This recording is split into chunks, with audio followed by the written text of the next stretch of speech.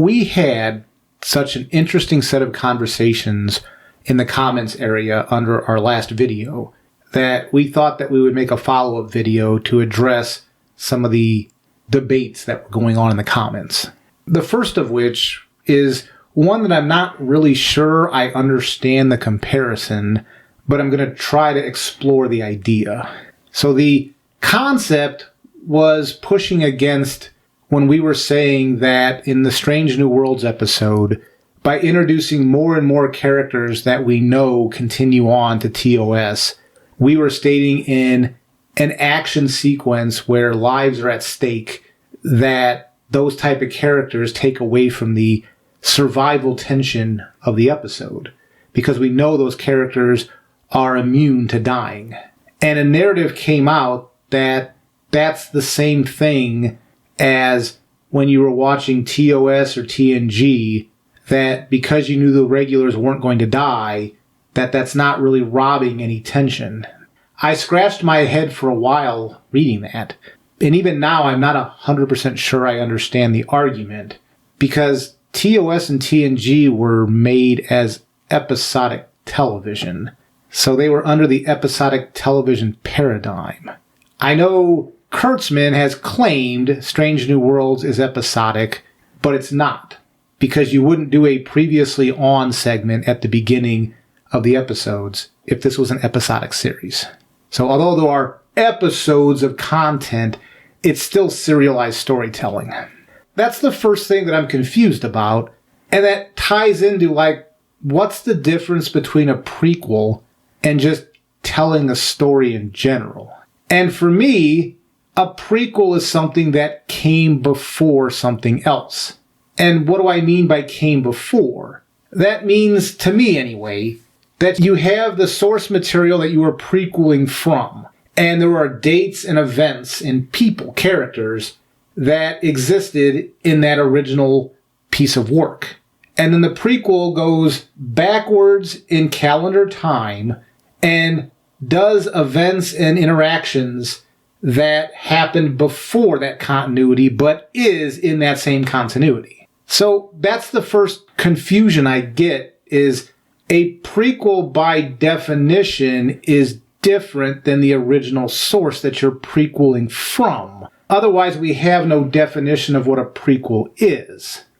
The argument that we were trying to make in the video is that if you set up an episode like this survival episode that Strange New Worlds just did for their season 2 finale, the fun, in quotation marks, of an episode like that is it's a survival horror thing. So part of the fun of watching that is, well, which character dies and when does it happen? Or who survives? When you watch the Alien franchise, that was the thing. You wanted to find out, especially in the second movie, in the second Aliens film, well, who's going to survive? Hudson, Hicks, who's going to survive? And then I did reply in one of our comments, and I tried to explain some of this about, I think there is rewatchability in something like that, a survival horror thing, if there's some memorable moments you want to relive. A character really went out in an awesome situation or had a zinger of a line before they went out.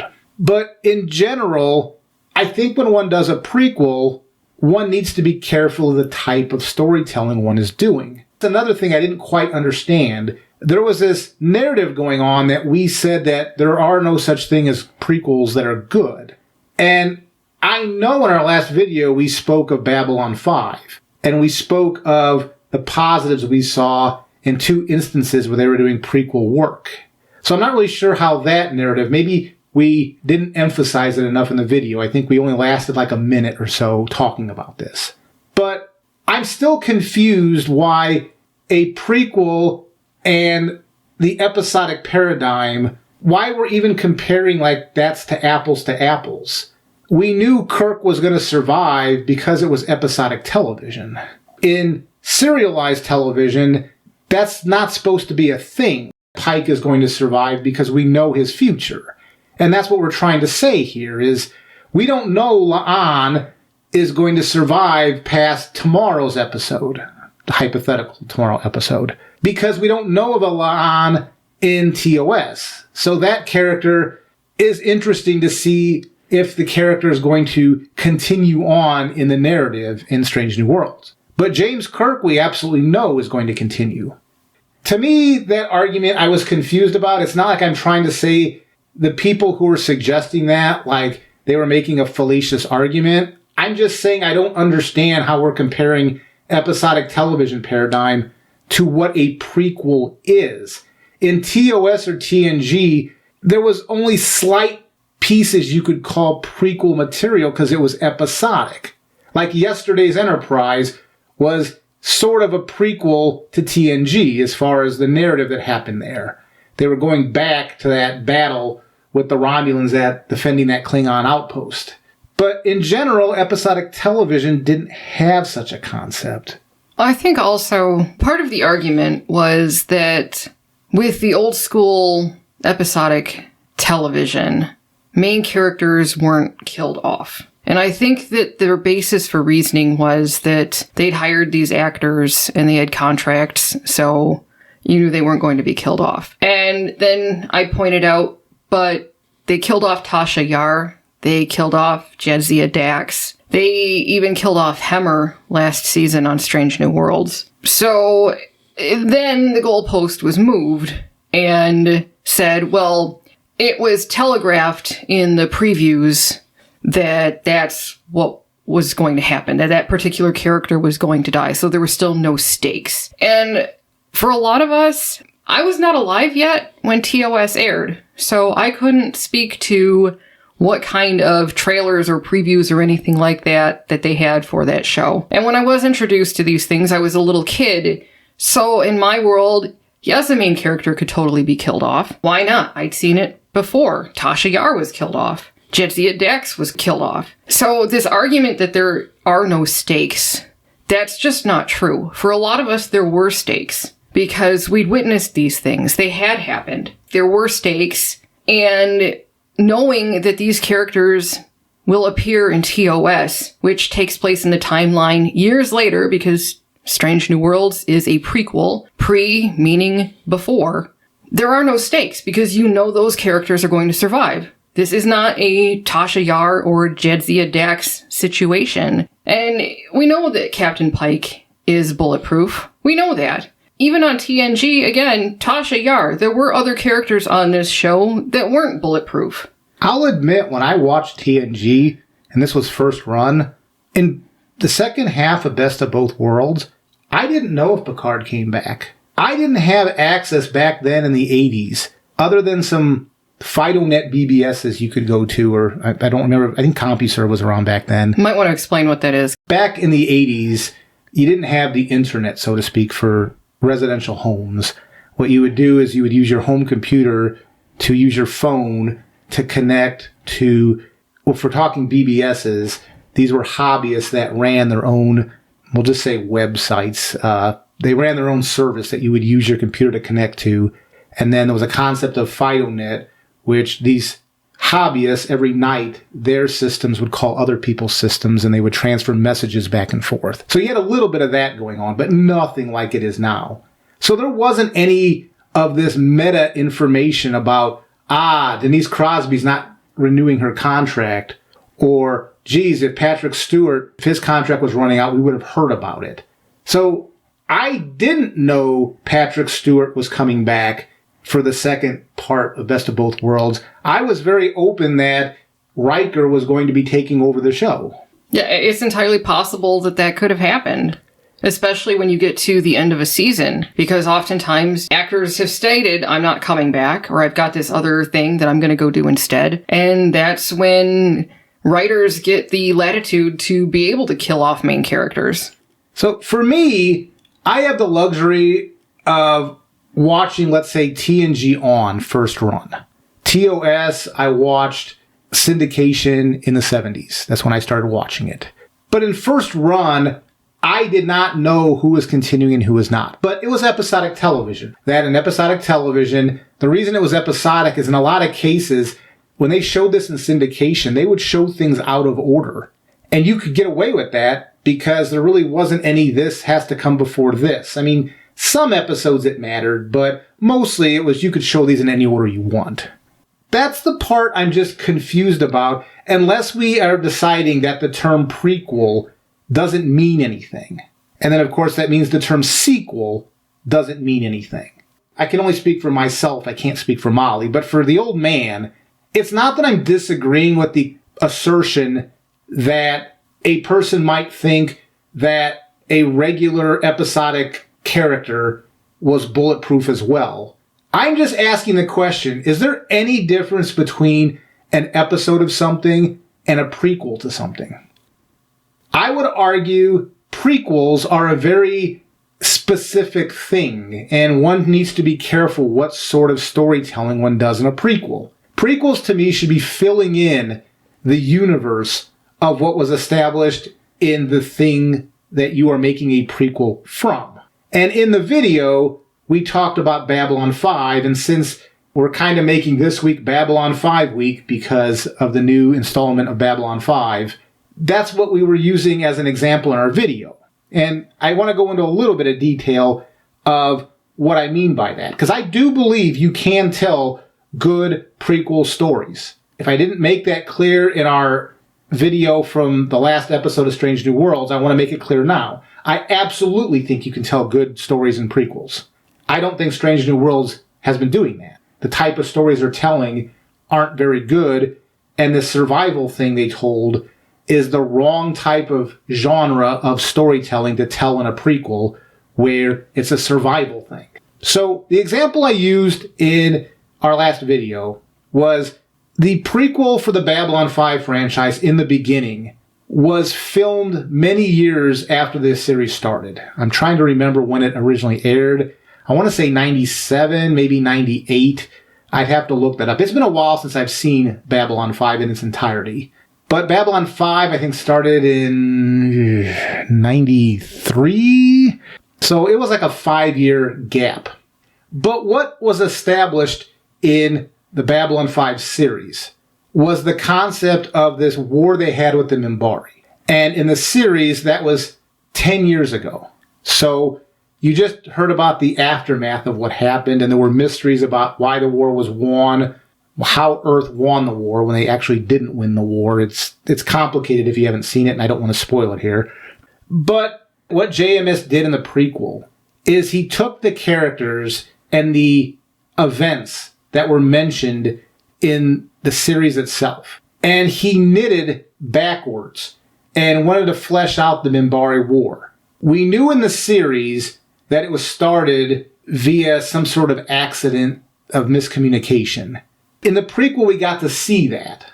One of the examples I used in the comment area was in the series, we knew that Susan Ivanova had a brother who was killed in that war. In the prequel, we got to see how he got killed in the war.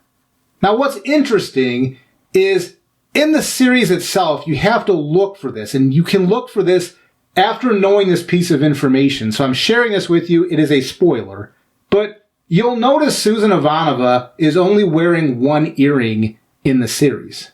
And when you're watching the series first run or just first time through without watching the prequel yet, a lot of times you don't even notice that. You'd have to really be sharp to say, why has she only got one earring in? Is that a style choice, or is that a costuming gaffe that they just didn't give her a second earring? Well, in the prequel, they explain why that was. That when Ganya signed up to fight in the war, they split up the earrings between the brother and sister. And so Susan kept her one earring because she was going to reunite the earrings when Ganya came back. She was worried Ganya wasn't going to come back from the war. After knowing that from the prequel, when one goes back and watches the Babylon 5 series, you can't help but look at Ivanova and go, holy crap, she is wearing one earring. It's not some weird interpretation like they're doing in Strange New Worlds where it's like, well, after knowing Spock was exploring his emotions, I can see in this scene why he was doing... That was never intended when TOS was filming that. That's not anything that was intended in the script. What they're trying to get away with is, well, I can imagine that was in that scene. But this Babylon 5 thing with the earring and Ganya, that actually was in the original material. Claudia Christian, her brother died, and so she wore the one earring on set while she was shooting in respect for that event. It's just, I believe JMS just never had the time to flesh that out during the series, because he created a series Bible for this franchise. And in the series Bible, you lay out what the backgrounds are for each character. So you know exactly what motivates them, what they've been through. And JMS was able to take that series Bible with all of those histories for all of those characters, and he used that to create his prequel. Whereas with Strange New Worlds, that's not what they're doing. They're creating all new material themselves. And it's not based on anything that was laid out by Gene Roddenberry or any of the writers from TOS. This is just, I guess, speculation on the part of those working at Secret Hideout. They're fan films. It's fan fiction. Yeah, it's fan fiction. And another instance of this is more of just kind of explaining why you have to be careful with prequels, is in the episode War Without End, it was building on what happened in Season 1's Babylon Squared episode, where there were glimpses of the future that was happening, and they were, in War Without End, JMS was kind of knitting the back to Babylon Squared, but he was also projecting toward the future. And there was an exchange of dialogue. I don't remember the exact phrasing because it's been a while since I've seen this. But Delenn was worried about what was happening in War Without End because there was peril happening. And Sinclair, because Sinclair knew the future, he said a line like, "Don't worry, I know what's to come." And that is very relevant to the discussion that we were trying to have in our last video, is that Sinclair line of "I know what's to come." In fact, if I remember correctly, he was saying it in Minbari, not in English, but there was subtitles of it. That was to ease Delenn to say, "I know this timeline, I know the events that are going to happen, and don't worry." And when he told Delenn that, she calmed down because he was sharing with her an authority of what I know what's to come. You don't need to be so tense. He was removing the tension from the situation from her because he was saying, "I know what's to come." Well, that's what we were saying in the last video. We're like Sinclair saying, relax, the tension's not there. We know what's to come. And that's because they have too many TOS characters and not enough, as people would call them, red shirts. They don't have any red shirts at all. That was one of our complaints. Like, why don't you bring some red shirts down when you're going after Batel? We said that in our last video. Like, aren't red shirts, isn't that the purpose of them, to basically be cannon fodder? Yeah.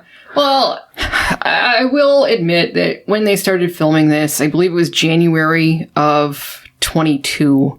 There were still COVID restrictions, so I can see how the number of people would be limited as far as how many extras you're going to have. But at the same time, if you weren't using so many bulletproof characters, then it wouldn't be as huge of a problem. And when we say bulletproof, we mean what Sinclair told Delenn. "I know what's to come." You're taking the tension out of the situation just like he did for Delenn. That's not the same as watching an episodic TV show where you're laying out a story.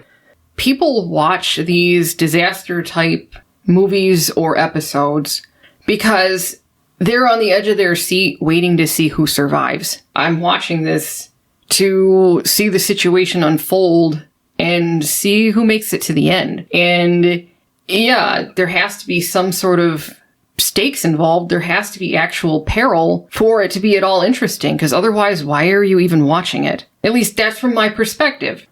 Now, if you're going to argue stakes, meaning, oh my gosh, Pike had to watch 3 red shirts get disemboweled in front of him, okay, that could cause some trauma to his character that you could continue on into the future. There's tension there as far as any sort of PTSD being developed. But I don't think that's what we're talking about here. That episode, when you do a slasher flick, like a Halloween or a Freddy Krueger or an Aliens movie, it's all about getting into you establish the characters up front, who they are, and then one by one you see who survives and who gets picked off. And when you're in a prequel, again, going back to Sinclair, I know what's to come. That takes away the tension because Sinclair told Delenn that specifically to put her at ease. And I'm saying to people who are watching prequels, If you know what's to come, simmer down. Yeah, I know what's to come.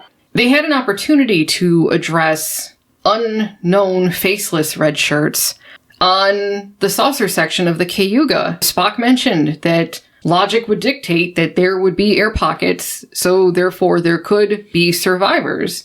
But then they decided they were going to ram that saucer into the Gorn beacon, and they didn't mention those possible survivors at all. It would have been far more interesting, for me anyway, if it turned into a man versus nature kind of adversity that the crew left on the Enterprise was having to do a rescue operation for those who were still left alive on that saucer. And there would have been stakes involved. You could have seen, like, for instance, the Titanic episode of Doctor Who, if anybody has seen that. There's a scene where the crewman who is left on the bridge, he's watching the lights go out for life signs throughout the ship. And it really doesn't take much more than that to see these life signs going out, for the tension to be raised, for you to feel some sort of horror that these people are dying. Or in the Aliens franchise, they had those motion detectors. And so when they were holding those, and you would see all the little blips on there, which meant, oh my holy crap, there's aliens, there's xenomorphs that are heading toward us. We're not suggesting there can't be tension in an episode like this, a prequel like this.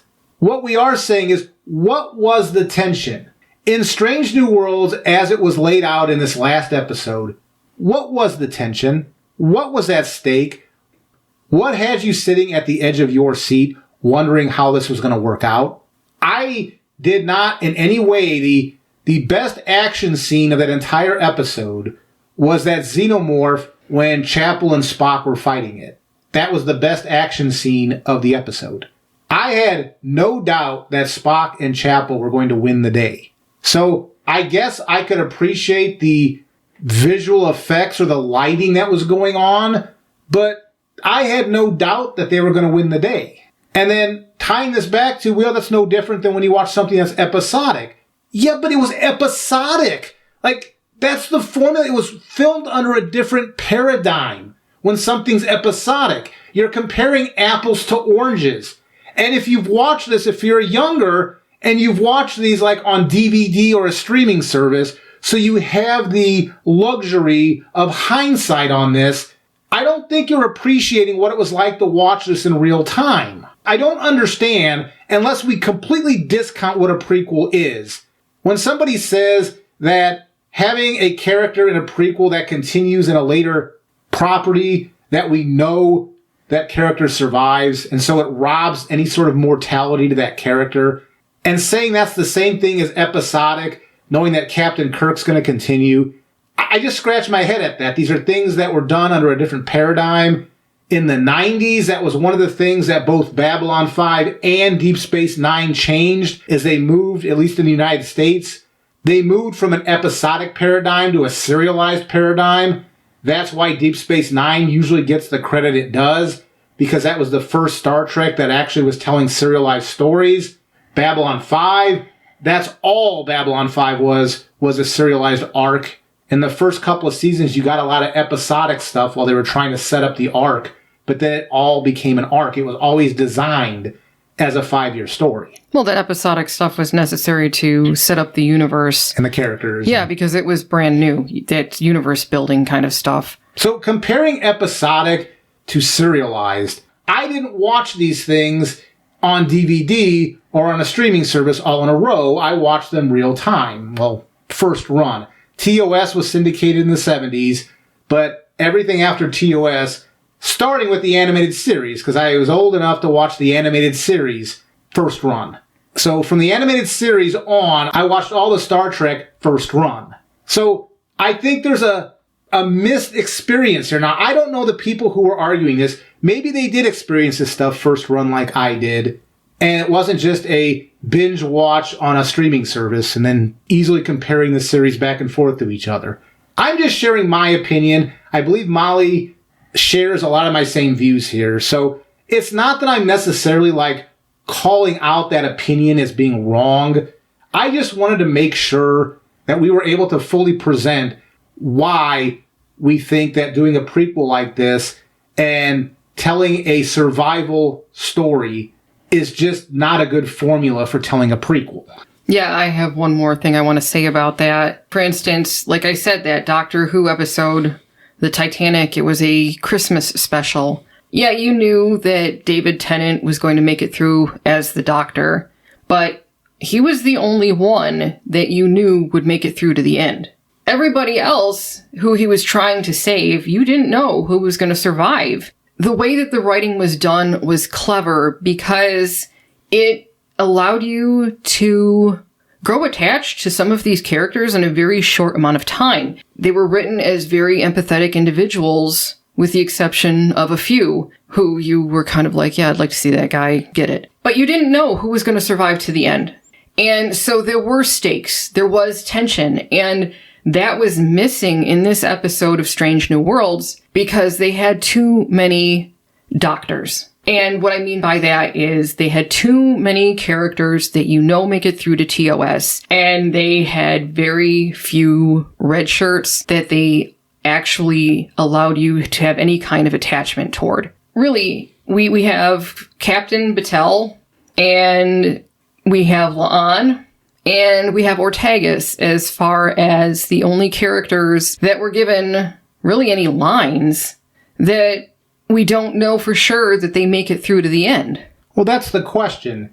Can you name characters that do not have a continuation into TOS? How many? Compare the percentage. It's not like our argument is that you can't tell stakes stories with established characters. But these are like, to use a Doctor Who terminology, these are fixed points. These are fixed characters. Mm-hmm. So if you tack down one or two fixed characters where those characters, they're not moving, they're set, you know where they're going, but the majority of stuff around them are people you don't know what's going to happen, you can get away with doing a story like this. But the majority of the characters, and I'm not saying majority as just some generic term, if you add up the percentages of the characters in this episode, Strange New Worlds last episode, and you add up the characters we know who have a future versus the ones that were new characters that are in peril, that are in doubt. And I'm not talking about those unnamed extras that were refugees in that city. I'm talking just the characters of the starships. Because those unnamed refugees, we have not had any kind of character development on them that would make you care about those characters other than, yep, that's a human who died. Again, this was very poor character building and storytelling, even for a side character. It was still very, very poor. Now, I do agree, and I agreed in the video. Can you tell good stories in a prequel? Absolutely. The Babylon 5 material, I highly recommend. In the beginning is a great way to show how in a TV series you can do a prequel, a planned series, and then do a prequel to it, and actually do it mostly correct. I mean, I've got a few nitpicks, like in the beginning, in the series, they mentioned when Dukat died, that the Soul Hunters came for Dukat, and the Minbari formed a wall of people to stop the Soul Hunters. But in the prequel, they didn't show that. Now, they didn't contradict it, they just didn't show it, and that disappointed me a little bit. It was knitted well enough together that what I'm nitpicking is almost not even worth nitpicking. And what I'm saying is, Strange New Worlds is not even making a basic attempt at knitting anything together. This so does not line up with anything in the thing it is supposed to be a prequel to, that I think it would have been better if Nurse Chapel would have died on that saucer section, because that would have been a shocking moment that would have really established this was a different timeline, and it would follow up with what that Canadian Romulan said in the hot dog episode. And having Nurse Chapel die, I think would have really changed the stakes. And now all of a sudden, the stuff that we're saying there were no stakes because most of these characters, we know their history, that would have been a really good turn everything upside down moment. Wait a minute, if Nurse Chapel died, who else is going to die? Yeah, all of a sudden everybody's in play. Yeah, you're right. That would have been a much better device than what they did do. because it would have raised the tension. That would have taken me by surprise, and I would have been like, holy crap, they're really going to tell some interesting stuff. Like season 3, I might be looking forward to if they would have done that in this episode. Chapel's dead. Well, wait a minute. There would have been that shock, jaw open on my face, like, well, wait a minute, she's dead. So now what? Everybody's in play now. They're now going along with the hot dog episode of admitting this is a different timeline, people. So what you think you know, you don't know. That would have been really interesting. Yep, anything could have happened then. But again, when they keep insisting, even though they admitted in that hot dog episode that this isn't the same timeline, or that events have changed, which makes it not the same timeline, when they keep insisting that this is the TOS timeline, they're limiting themselves. I don't know why they do that. Just flat out embrace it and just write what you want to write then. Well, that's some of the interesting thing about fan films and fan fiction, is they are doing the what-if scenarios. And some of those what-ifs could be interesting. I don't personally think it's very interesting, but there are some people that think it's interesting to see Spock explore his human side. That doesn't line up with TOS at all, but is there value in covering that? Not for me, but for somebody else there might be. So if you were in this what-if alternate timeline, then you can explore that. You can say, well, we're going to explore this what-if. I agree with you. They're limiting what they're doing by trying to pretend this is knitting up to TOS, which it's not. Just be original. Do your own thing. You still might be able to salvage this series if in season 3 you do that, because this reminds me of Discovery. And one of the things a lot of us held out for with Discovery was we were waiting for the twist that this universe that had Georgiou, Burnham, Saru committing war crimes, doing these horrible things. We were waiting for the twist to find out, no, this actually was the mirror universe. And had they done that in Discovery, wouldn't that have been a more interesting story if we would have found out oh my gosh, this is the mirror universe. And we were led to believe for 4 or 5 episodes that this was the proper continuity. I think that would have been a very interesting twist. Kind of like what we were suggesting with Nurse Chapel dying here. But they didn't do that. And they just dug themselves into deeper and deeper holes by not doing that. We just wanted to make a follow-up video. This is not meant to, try to make anybody feel like their opinion on something isn't valid. Because we wouldn't make a video if we didn't think it was an interesting topic to debate. We just thought that spending all that time typing our ideas here, we'd have walls and walls of text, and it would be too long to be able to have a useful discussion. Now this video is only about that, so now we can have a discussion about this, and it'll be more focused on this topic. So I'm encouraging, if anybody did have that opinion that we were pushing against, I hope you do comment, and you share your point of view, or concede that maybe we have a point here or there, but at least we can have a conversation now. We thought this was so interesting in the comments that we wanted to make our own video on this. So this is not meant to be a negative. It's meant to be a positive. We thought that conversation that you started was so interesting that we wanted to continue it in a different video. Well, it pointed out something that basically is the reason why we make these videos to begin with, is that we all watch these shows for different reasons, and we get different things out of them. And for us, we like to have those stakes. We like to know that there is some sort of peril involved for the red shirts, not necessarily faceless, because even in TOS, they weren't faceless. They had names. And in some of them, they were developed enough that you actually cared when that character died. Even though they were wearing the red shirt, you knew it was coming. You still got attached. And I think that for us, we like to have that connection with those characters, and we're invested in whether or not they survive to the end. For other people, that's not a big deal. They don't look for that same thing, and that's fine. But I'm just saying that that's what we look for. That's why we talk about this, because, well, everybody should be able to have their opinion and their say. We're just here to represent people who might feel the same way that we do. So that's that. So obviously, please leave comments below. Let's try to be constructive, because I realize this could be a interesting, hot debate here.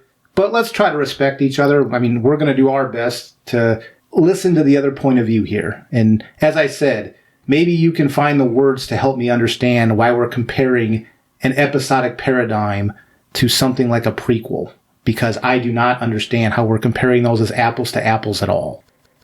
Feel free to educate us in the comments, and we look forward to hearing from you. Take care.